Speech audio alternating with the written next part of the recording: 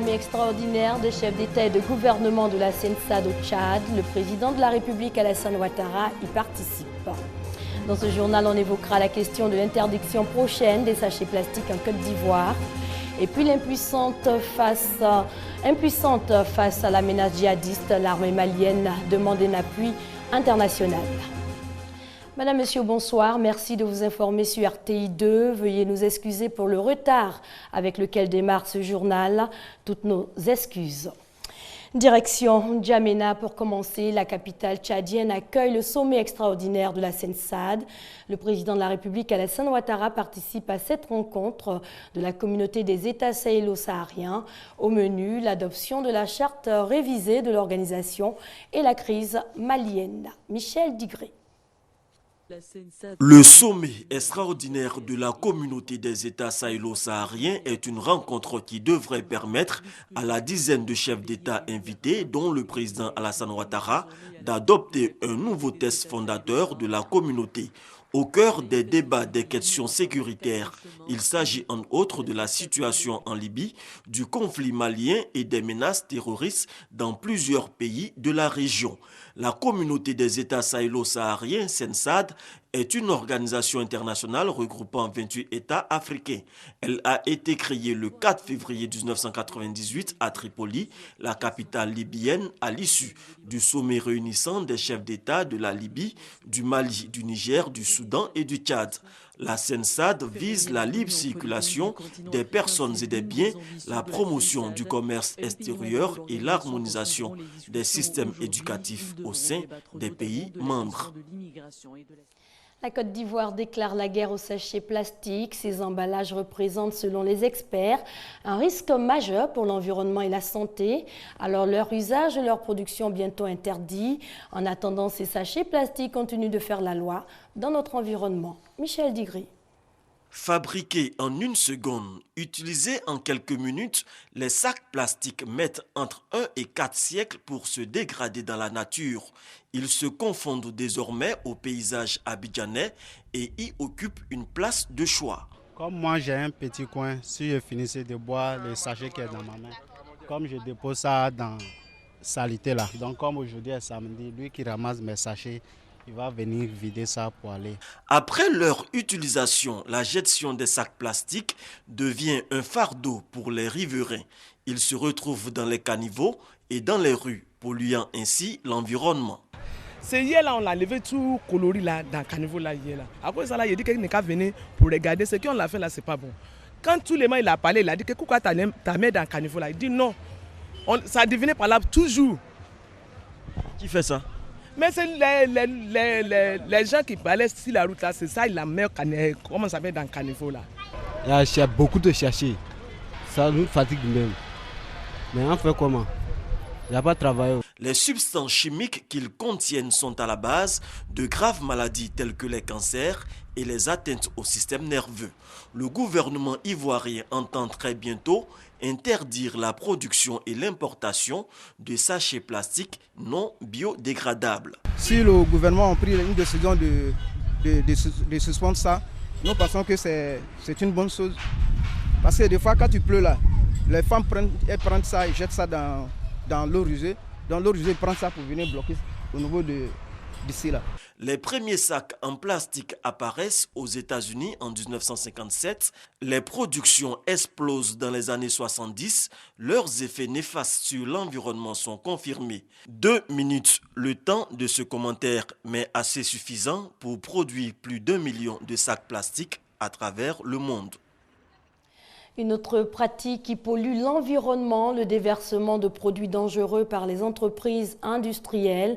Plusieurs sites sont concernés. Dans la commune de Yopougon, par exemple, ce type de déchets a été déversé dans les environs de la maison d'arrêt et de correction d'Abidjan. Le constat de Juliette Ouéa.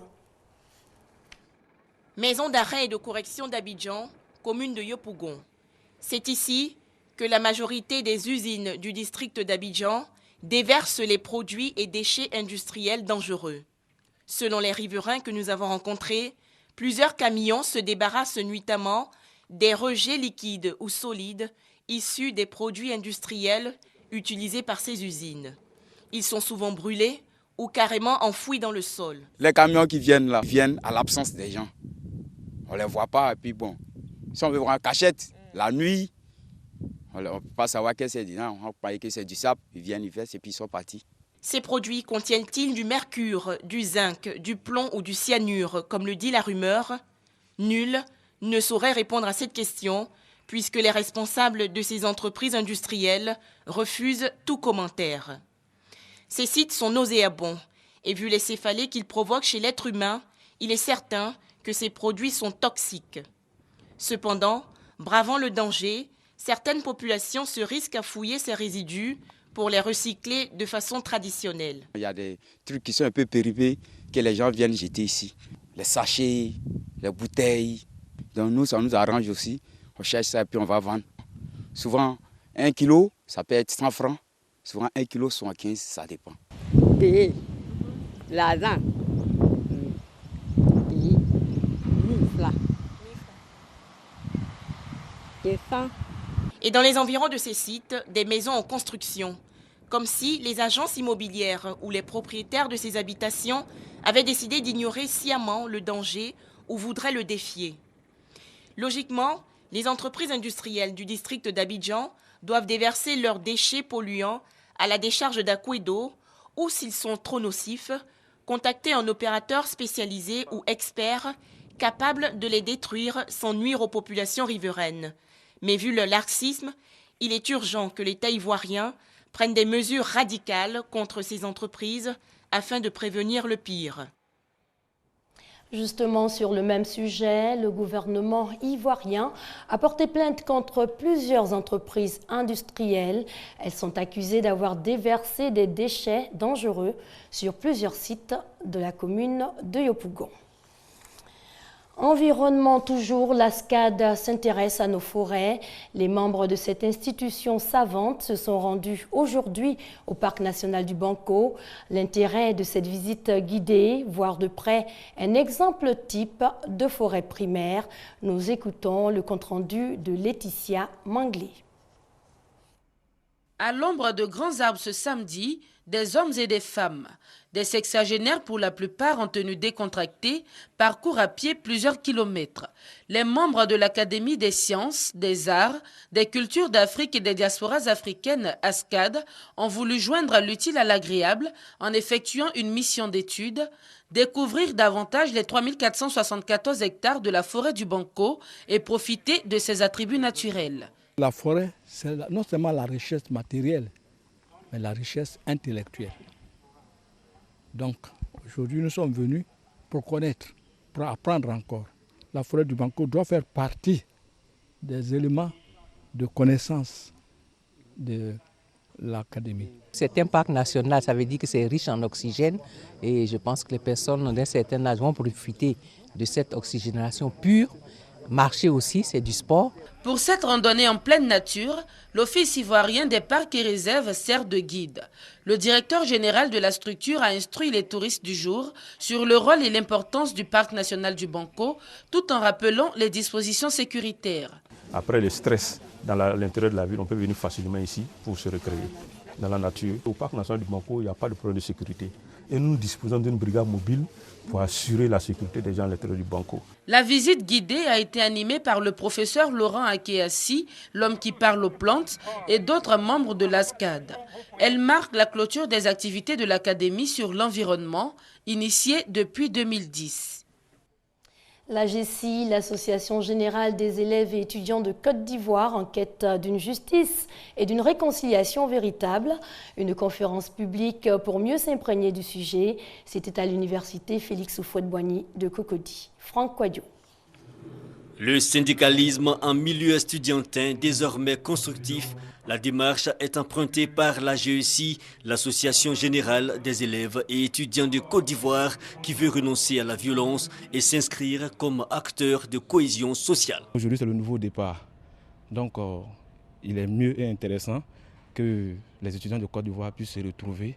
En tout cas, laver le linge sale entre nous et puis partir sur une nouvelle base. Pour l'exprimer, il faut être formé des conférences publiques par des organisations outillées en matière de protection des droits humains pour parler de justice et de conditions pour une paix véritable.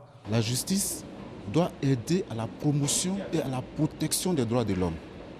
Mais la justice doit être aussi au centre et guider la réconciliation. Protéger les droits de l'homme par le biais de la justice veut dire aussi trancher les litiges entre les citoyens, restaurer la dignité humaine.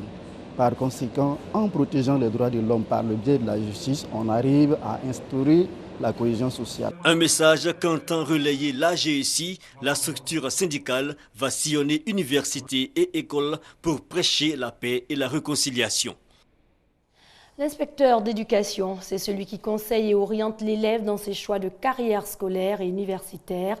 Une profession incontournable mais peu connue, même au sein de la communauté éducative. Gros plan sur ce métier avec Franck Kouadiou. On les appelait conseillers d'éducation, ils sont désormais inspecteurs d'éducation, mais leur situation sur le terrain n'est pour autant pas reluisante. Ceux de la promotion 2007-2009, actifs depuis 2 ans, ont décidé d'en parler. Les difficultés sont liées tout d'abord à un problème d'infrastructure parce que nous n'avons pas de bureau et il se trouve que nous sommes dans une direction où il y a 3 bureaux pour près de 20 agents. Les chefs d'établissement ont du mal à nous situer dans la hiérarchie de leur établissement. Par moment, on nous confond avec les éducateurs. Des préoccupations portées à la tutelle au cours d'une rencontre ponctuée de conférences et autres panels pour mieux repréciser l'angle de leur formation.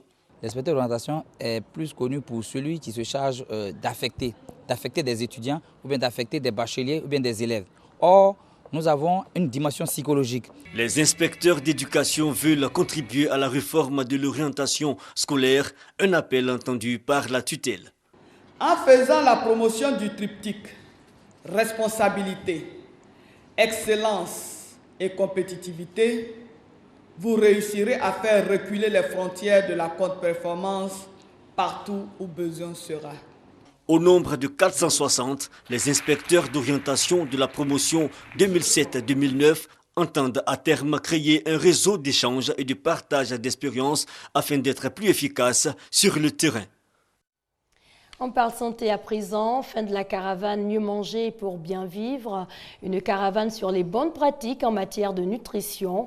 Dernière étape, la commune d'Abobo, Michel Digri. Après avoir sillonné 15 régions du pays à travers 27 localités, pour certaines très reculées, la caravane de la nutrition rentre en gare à Abobo. Environ 13 000 personnes ont été sensibilisées aux normes sociales en matière de nutrition. La caravane a permis également de promouvoir, en plus de l'allaitement, la consommation des fruits et légumes, les 5 clés pour une alimentation plus sûre. Abandonnons donc nos erreurs, mesdames, je voudrais m'adresser à vous. Je vois qu'il y en a plusieurs qui attendent un bébé. Nous n'avons pas besoin d'aller acheter des choses extraordinaires.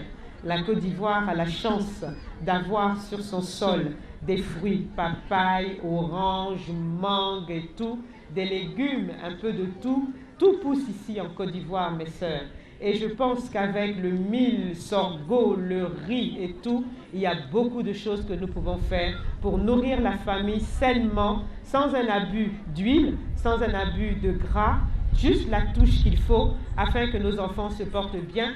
La malnutrition constitue en Côte d'Ivoire la cause directe ou indirecte à la forte mortalité infantile, infanto-juvénile et maternelle. Elle est source de milliers d'autres handicaps à vie en raison des effets physiques et mentaux d'un apport nutritionnel trop pauvre durant les premiers mois de la vie. Des nouvelles de l'étranger, tout d'abord en bref, désignation des nouveaux papes.